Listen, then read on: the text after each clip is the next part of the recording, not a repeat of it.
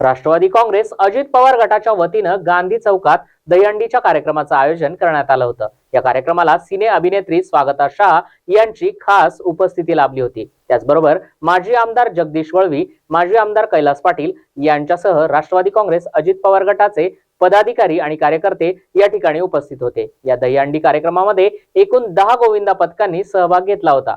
मोठ्या आनंदामध्ये, उत्साहात आणि वाजत गाजत बँडच्या तालावर नृत्य करत युवक आनंद घेत होते। तसेच किरकोळ वाद वगळता दहीहंडी उत्सव हा उत्साहामध्ये संपन्न झालाय। विजेत्या गोविंदा पथकाला 21,111 रुपयांचा चेक देऊन सत्कार देखील करण्यात आलाय। हे बक्षीस अभिनेत्री स्वागता शाह यांच्या हस्ते देण्यात आलंय। यावेळी मोठ्या प्रमाणात पोलीस बंदोबस्त देखील तैनात करण्यात आला होता।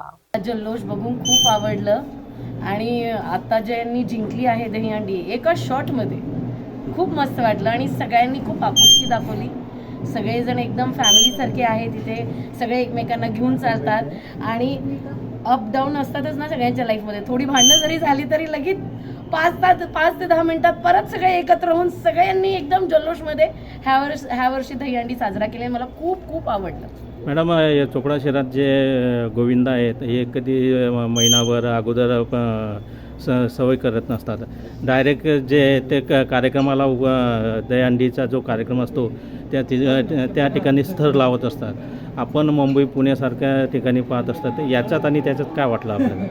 मुंबई आणि पुण्यामध्ये कसं पहिल्यापासून खूप ऑर्गनाईज करतात आणि इथे कसं एकदम ऑन द स्पॉट आहे। तिथे कसं एकदम पहिल्यापासून अरेंजमेंट्स वगैरे असतात आणि तिकडचं थोडंसं सिस्टम वेगळी आहे। पण शहरामध्ये कसं सगळेजण एकदम फॅमिलीसारखं वागून खेळतात, जे काही खेळतात ते। अजितदादांनी आणि महायुतीच्या माध्यमातून महिलांसाठी बऱ्याचशा योजना जे आता अंमलात आणलेल्या आहेत, त्या संदर्भात काय वाटतं आपल्याला?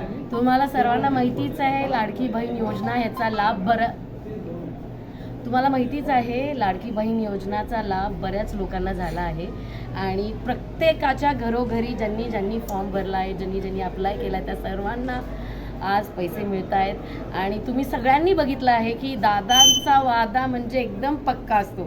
ते जे बोलतात ते नेहमी करून दाखवतात, म्हणूनच त्यांना बरेच लोक खरंच मनापासून मानतात, मनापासून ॲडमायर करतात, मनापासून त्यांना मेंटॉर मानतात। आज युवती असो किंवा युवक असो, त्यांच्यात सुद्धा दादांची चर्चा खूप असते का, कारण ते असे आहेत की नुसतं बोलत नाहीत, काम करून दाखवतात। मॅडम, महाराष्ट्रामध्ये महिलांचा जो अन्याय अत्याचार होतोय त्या संदर्भात काय सांगणार? जे काही होतंय ते खरंच चुकीचं घडतंय आणि त्याच्यासाठी खूप मोठा कायदा आणि कानून यायलाच पाहिजे।